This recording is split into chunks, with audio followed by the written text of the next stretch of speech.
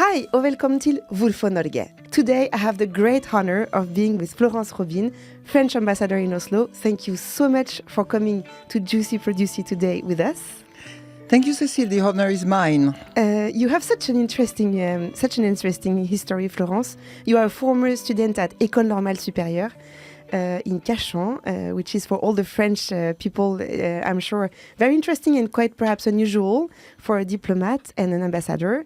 You are a publicly certified teacher in physics, and I've heard rumors that you coach your whole team at the embassy regarding That's right.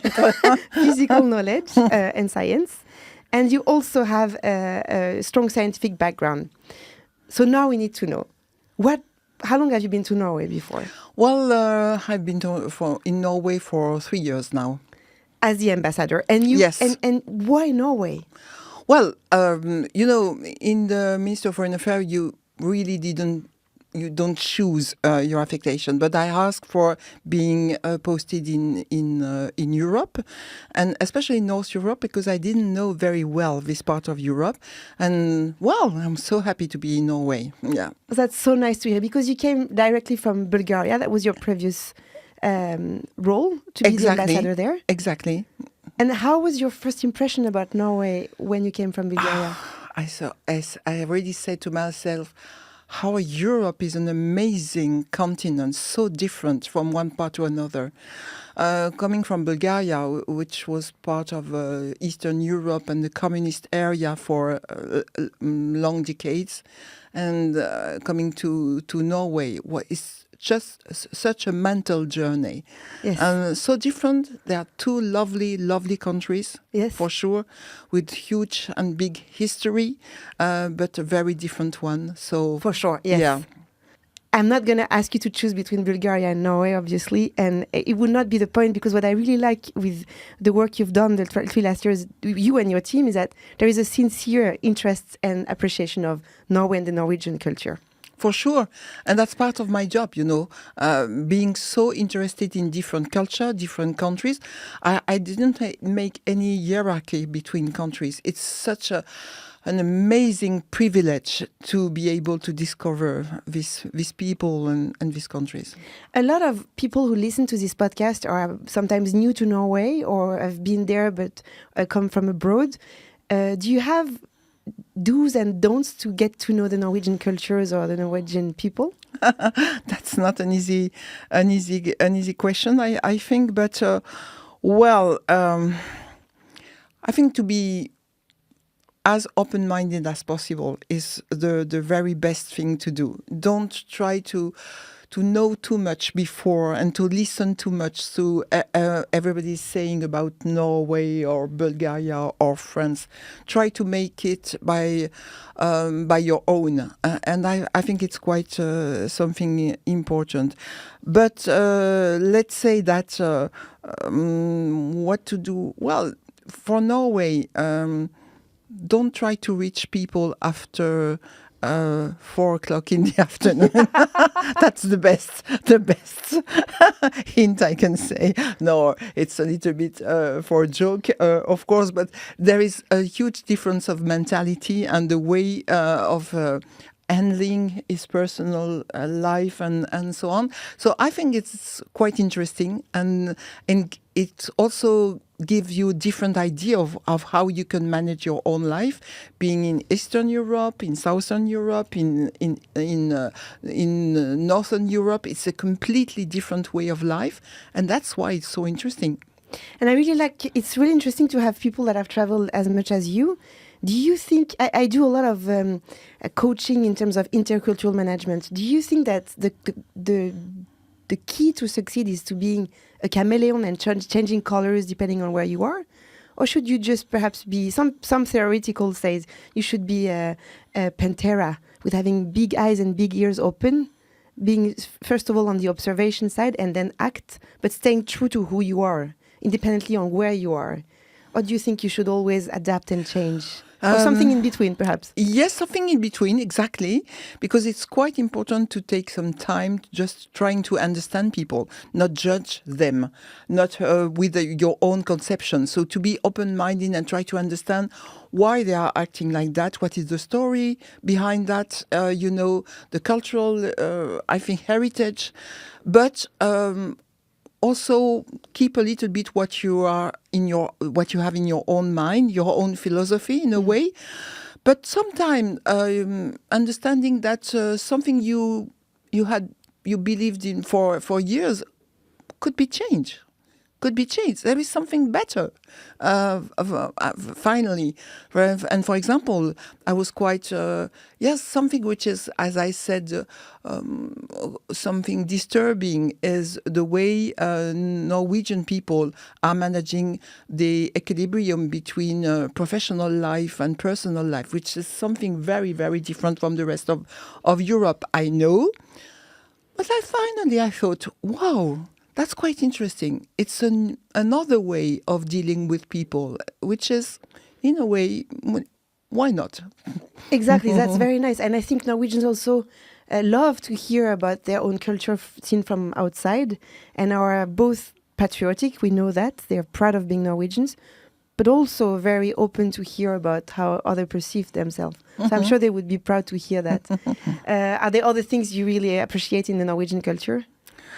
Well, I think the connection with nature is something fabulous. Is really something fabulous, and especially because nature is not so an easy one in Norway, so it's even more interesting. I think to see that, and the way people, for example, I learned a lot of Norwegian mentality to be outside in the nature in all kind of weather. That's something quite surprising, I must say, for me and for some French people, because when you have 2 drops of water falling down, the rain and so on, everybody is waiting for the end of the rain, I think. But that's not the case here in Norway, and I love that. That was very interesting. So you've experienced the natural and the outdoor life and exactly. The nature. Well, I'm not a very young people's, and I'm not so sportive. So,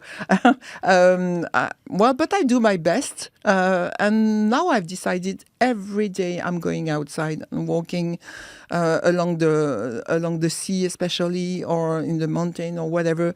But then around the lake. More Norwegian than the Norwegians. That's very nice. I really love that, and I say, nice. and it's a new kind of way, and I love it. Oh, that's very nice. So you are the one now saying det finnes ikke dårlig vær, bare dårlig klær. Exactly.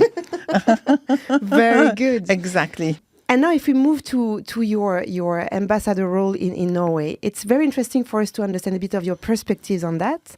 France and Norway, quite different countries, but a significant list of common interests. President Macron was in Norway earlier in 2025.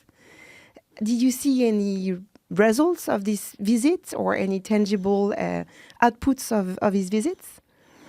Yes, I think it was an amazing event.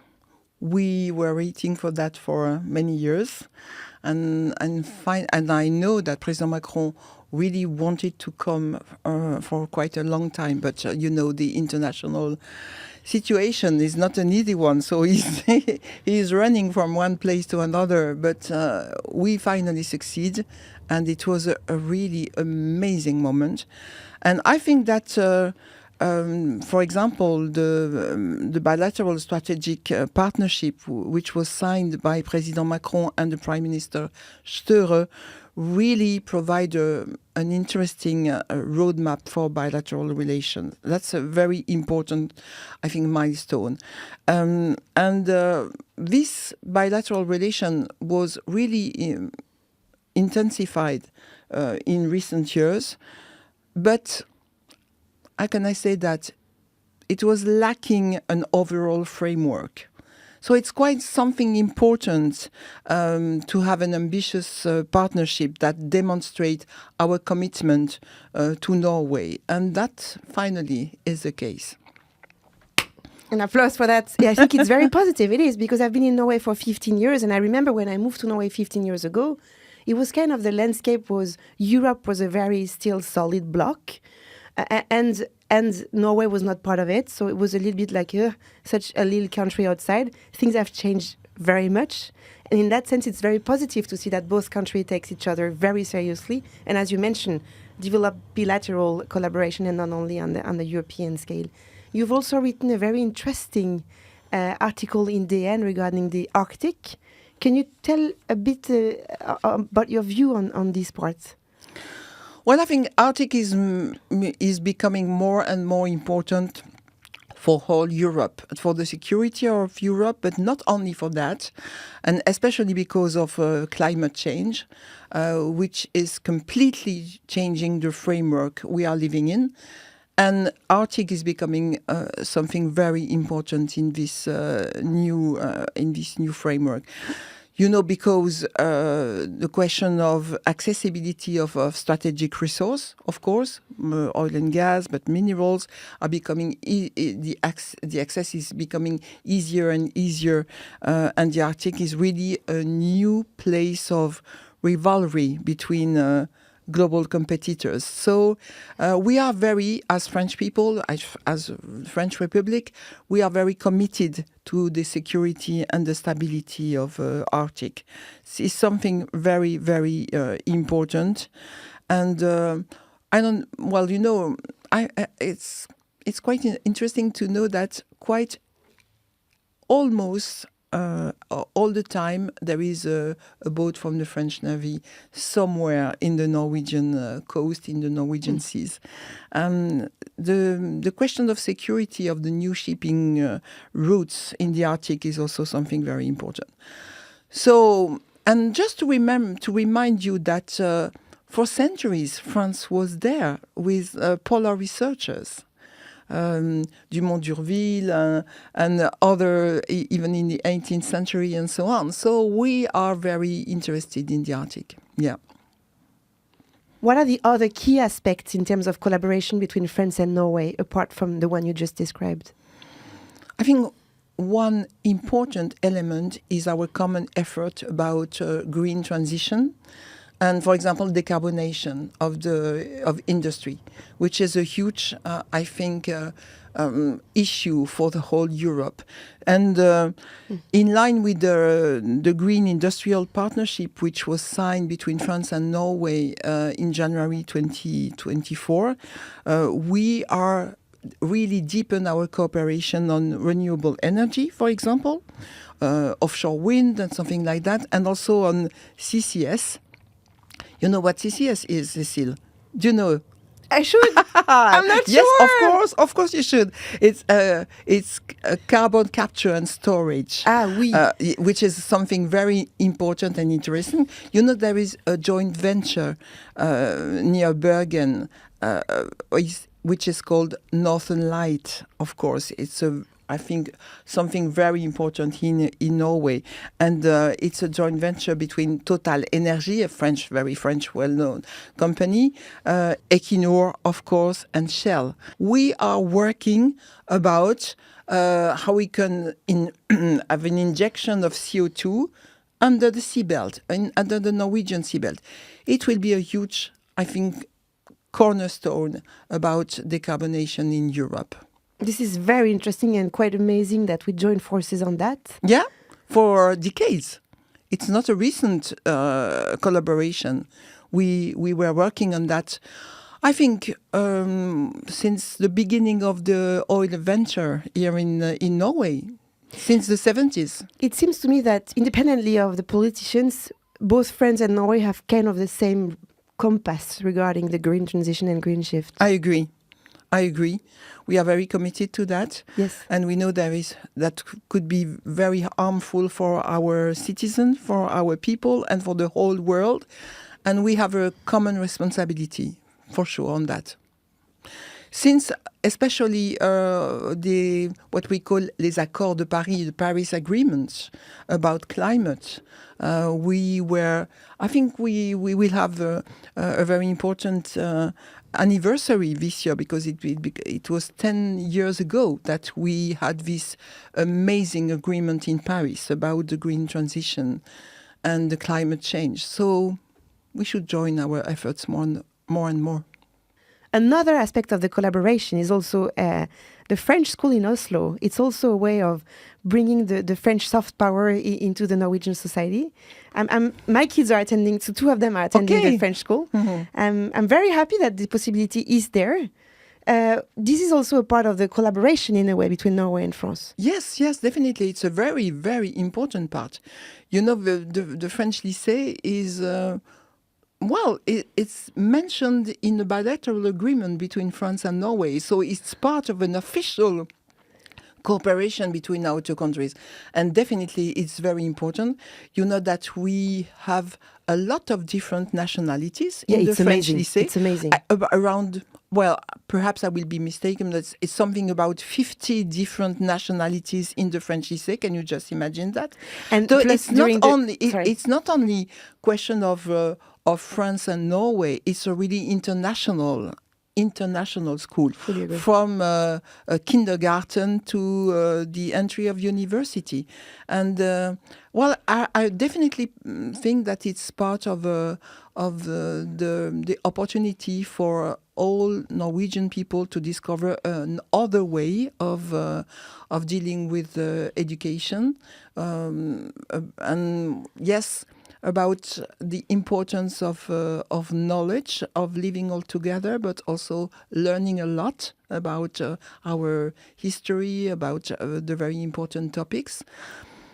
And the special way of French education, that means critical thinking and discussion between the intellectual discussion with the teachers, with these other children and so on. It's quite an important part, yes.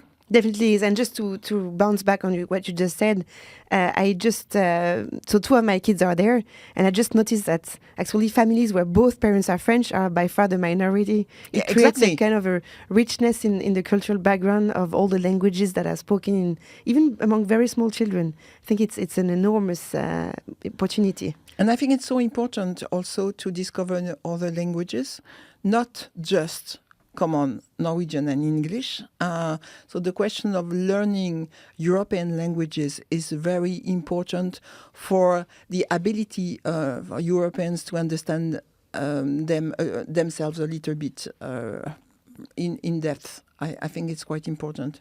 We do have projects in pushing a little bit the interest towards learning the French language also for younger teacher and younger students. And I've been at Elvebakken, which is a high school in Oslo, some months ago. And yes, I mean, they were super enthusiastic. So the need is there. And we all know that it also pushes a little bit of the brain barriers to open a new language. It opens new doors. Exactly. So, yes. Learn French, everyone. Voila. How do you see the future of the collaboration with Norway and France? Quite positive then, that we have a lot of different grounds to work together hand in hand? Yes, I really think so. And I think Norway is understanding more and more that we have a common future in Europe, despite our differences of political framework, whatever. We should do our best to work all together because we have the same values, we have the same understanding of the situation, and we want to work as best as possible for our children, which is not, I think, it's not the common way of seeing things all over the world. So I think we should have a common basis like that to work together for the future. What do you think could France and Norway learn from each other? So I think we have a lot of things to learn despite our cultural differences, for sure. Not talking only about very important political or societal, I think, issues. The thing I really think that Norway could learn from France is how to deal with a little bit more of diversity about food supply. I just want to say that I would, because I had the amazing, I had the amazing opportunity to discover local food sources, local really products in Norway, which are amazing. You have amazing cheese. I'm not so sure that all French people know that, but it's so difficult to find it. I will really love to have. But I think most Norwegians would totally agree with that. Yes, and perhaps you can also learn how to spend some, I don't know, 2 hours for lunch sometimes. That could be nice too, but definitely France have a lot of things to learn from Norway. This amazing way of life, as I said, preservation of personal life, which is quite amazing. The relationship, I think, in companies between colleagues and hierarchy and so on, it's something quite important and very surprising for French people. So, and also, of course, this culture of consensus, which is really appreciable, and definitely on this aspect, France has a lot to learn. So it seems that you admire very much the consensus part of the Norwegian culture, but also the non-hierarchic way of taking decision. Yeah, I think it's quite interesting. Is there anything else you really like? Oh, this is the part of the Norwegian society I really admire. You've also mentioned the work-life balance. Exactly. I really think that that's something quite interesting. It's another kind of hierarchy of values, which is something quite important. So I don't say that we should change completely our mentality, but being open-minded to new way of behavior, it's also something quite important. And as regards open-minded to new way of behaviors, do you have any anecdote of a funny cultural crash or something that did surprise you or took you by surprise when you moved to Norway? Well,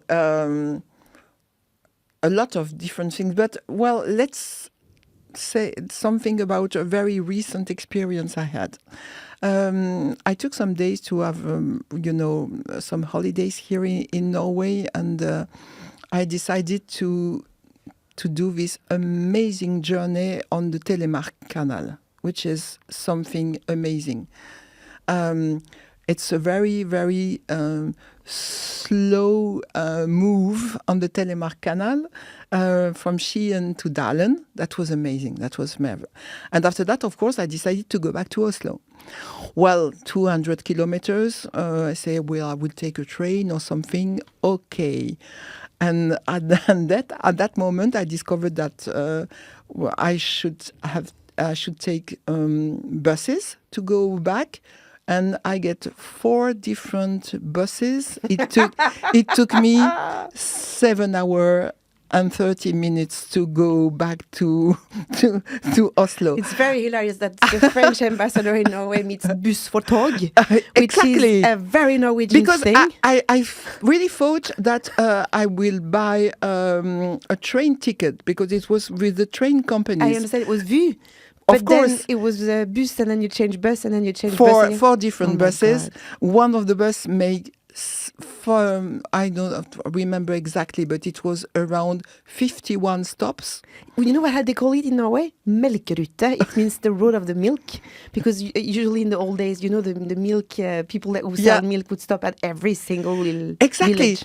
And the God. driver he knew everybody in the car, and he stopped people in front of their own house. Yeah, yes. That was amazing. I love that. So it was the complete continuation of this slow Yes, journey on the Telemark Canal. But I love that. It's very nice that you chose Norway to do your vacation. I really like that. Yes, because I want to You really discover appreciate it. the inner part of the country. You definitely did now. You definitely did. Exactly. Have you adopted any habits or things you will keep if you one day had to leave Norway? Would you keep doing something like saying "takk for maten" or taking out of your shoes? Or of course, that's something quite important. And the most important part is Waffle Friday, because I love that. So I bought, the special This is hilarious. apparatus because I love this kind of waffle. I offer them to each of my children, and now in the south of France and in Paris they have Waffle Fridays. Waffle Friday. This is I very love cute. that. Well, it's a very nice part of the culture to take. I Yes. must admit, waffles are a good argument. Yeah. I think a lot of people don't know much about what is an ambassador and what does an ambassador. In your case, it's even more interesting because you haven't been an ambassador all your life. You worked many years in the field of education. Yeah. Could you both tell us, in simple words, I guess it's hard, but what are the key missions of an ambassador? And also, why would you choose that path? Well, my mission is to deepen the relationship between France and Norway, and to make as understandable as possible the Norwegian mentality, the way the Norwegian are understanding their own environment and the relationship in the whole world, and also to try to put France on the Norwegian map and to explain why we are acting like that. What are our also. What does it mean to be French and to understand the world the way we are doing? So that's the most important part. What does it mean day after day? It means working on cultural and educational partnership for sure, helping students, French students to come to Norway and Norwegian students to discover France. It's also working on science and innovation. On CCS, now that I've learned something today. Yes. And also, of course, working on all economic issues, helping the companies to invest in France and Norway and to collaborate. And also, of course, working on the political side to promote as I said, the ideas of each country and try to make it understandable for each other.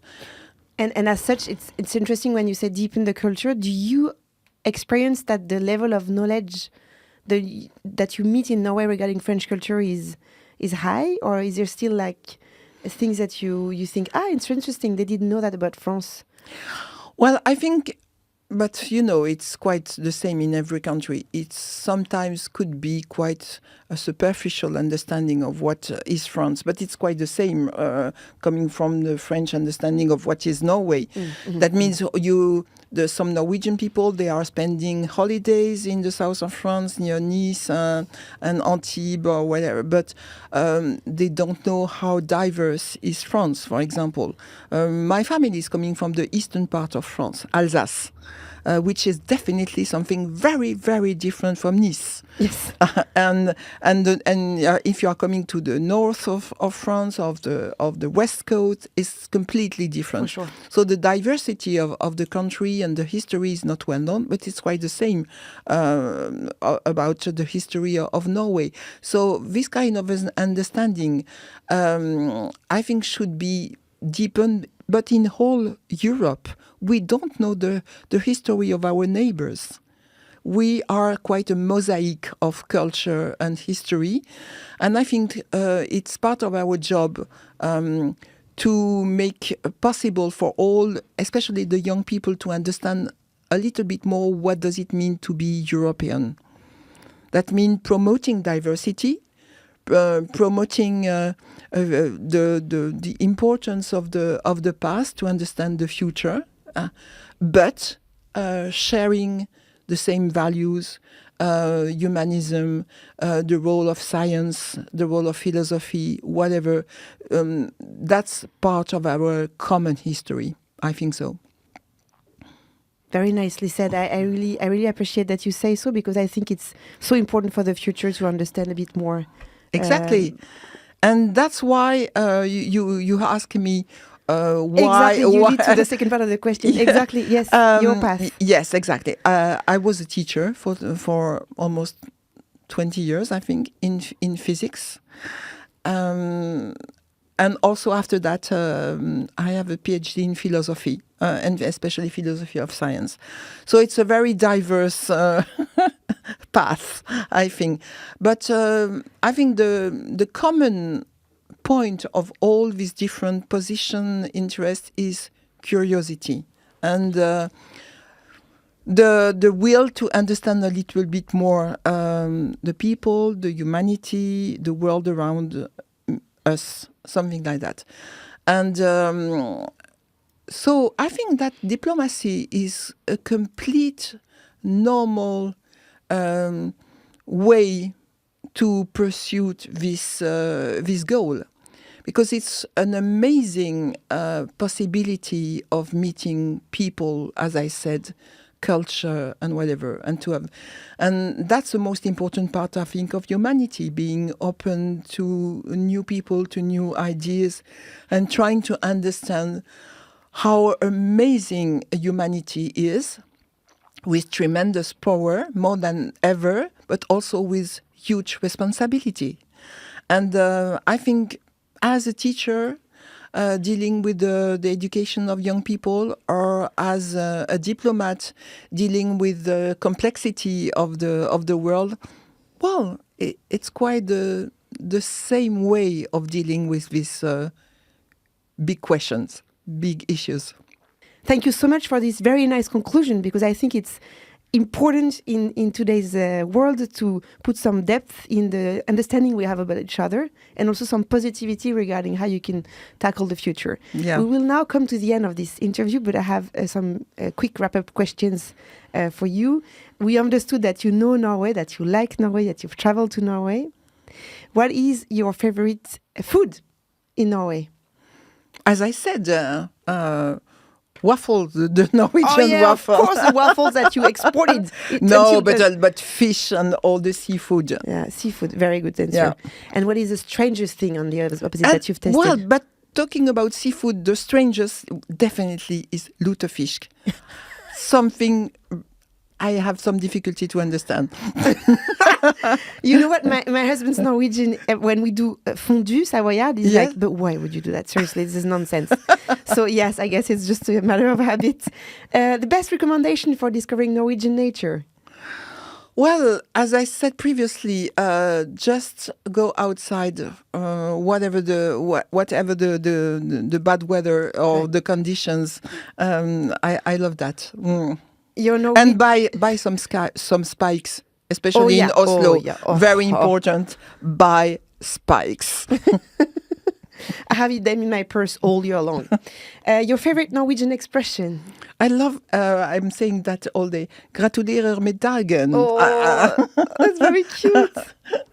And your favorite Norwegian celebration? Oh, come on. Of course, the 17th of May. It's, wow, that's amazing. That's really an amazing popular celebration with all the children and in the school, and especially being a former teacher, it really goes directly to my heart. Yeah, I fully agree with that. I've said that to a previous guest too, but even I think corpse music can be a little bit overwhelming. I get emotional to the tears when I think about how crazy it is that life brought me to Norway and how they embark all of the kids, exactly, independently of their background or their history or the language they speak at home, under one flag towards the king. I mean, it's amazing. Huge. And the time the royal family give to the school and the children and the families. But it means so much. That's something. I envy them a bit, this kind of patriotic also gathering. I agree. That is so including and also festive for everyone. Thank you so much, Your Excellency. Thank you very much. Merci beaucoup. Merci, c'était un plaisir. Thank you so much. All the best for the rest. And I wish you also, when the time comes, a good waffle on Friday. Ja. Thank you. Tusen tack, Tusen. Ha det bra. Ha det bra.